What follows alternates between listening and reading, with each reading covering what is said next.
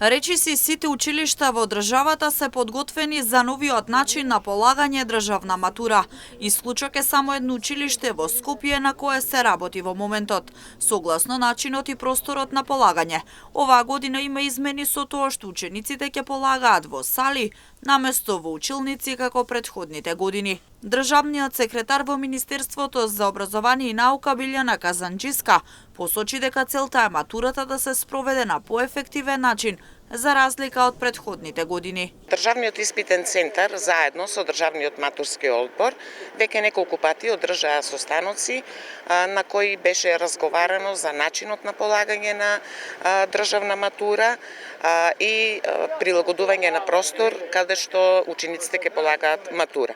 До сега немаме никакви проблеми. Сите училишта имаат, дали се тоа физкултурни сали или широки холови, аули каде што учениците ќе полагаат матура. Имаме само во едно училиште во Скопје, но тој предмет наскоро ќе биде решен тој проблем и тие ученици ќе полагаат на отворен простор. Искуствата од минатата година покажаа дека контролата на учениците во затворени простори во смисол користење на мобилни телефони, подкажување и така натаму не беше баш продуктивен.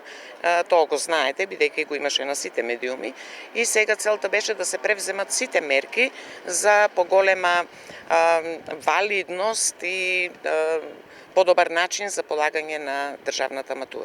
Инаку, државната матура опфаќа задолжителен дел, изборен дел и проектна задача.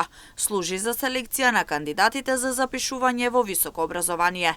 Во Штип во средните училишта има пријавено 475 ученика кои ќе полагаат државна матура, 104 кои ќе полагаат завршен испит и 3 ученика кои ќе полагаат училишна матура.